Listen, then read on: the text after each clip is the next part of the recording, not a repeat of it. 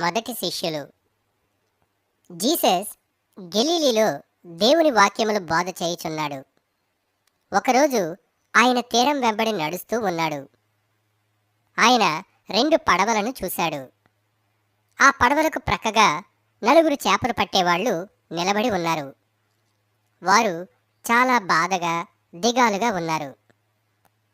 Jesus వారి వద్దకు వెళ్ళి ఇలా అడిగాడు, మీరందరూ ఎందుకు దిగులుగా ఉన్నారు? అందులో సైమన్ అనే చేపలవాడు ఇలా అన్నాడు, అయ్యా, ఈరోజు మాకు ఎలాంటి చేపలు దొరకలేదు. మేము ఉత్తి చేతులతో తిరిగి వచ్చాం అన్నాడు. జీసస్ పడవలు తీసుకుని మరలా వేటకు వెళ్ళమన్నాడు. ఆండ్రూ అనే మరొక చేపలవాడు, మీరెవరు అని జీసస్ను అడిగాడు. నన్ను జీసస్ అంటారు. ఓ, అందరూ మాట్లాడుకుంటున్న మెస్సయ్య నీవేనా అన్నాడు. జీసస్ ఒక పడవలో ఎక్కాడు. సైమన్ను, ఆండ్రూని పడవను సముద్రంలోకి తీసుకువెళ్ళమని చెప్పాడు జీసస్.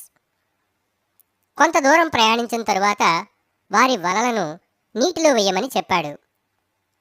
సైమన్, ఆండ్రూ ఇద్దరూ అనుమానంగా ఒకరి ముఖం ఒకరు చూసుకున్నారు. ఎందుకంటే అంతకుముందు అక్కడ వారికి ఏమీ దొరకలేదు. కానీ వాళ్ళు జీసస్ మాట కాదనలేకపోయారు. వాళ్ళ వలలు విసిరారు. కొద్ది నిమిషాల్లోనే వారి వలలు చేపలతో నిండిపోయాయి. వాళ్ళు ఆశ్చర్యపోయారు. ఆ చేపలతో వాళ్ళ వలలు నిండిపోయి వాటిని బయటికి లాగలేకపోయారు.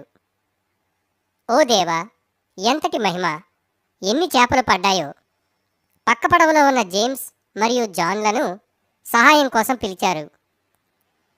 జేమ్స్ మరియు జాన్లు వచ్చి వారికి సహాయం చేశారు.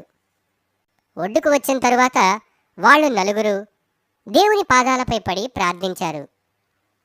నిన్ను అనుమానించినందుకు మమ్మల్ని క్షమించు ప్రభు అని సైమన్ అన్నాడు. జీసస్, బాధపడకండి, మీరు నా బోధలు వినండి అన్నాడు. ఆ 4 చేపలు పట్టేవాళ్ళు తమ పనిని వదిలేసి జీసస్ యొక్క శిష్యులుగా మారారు.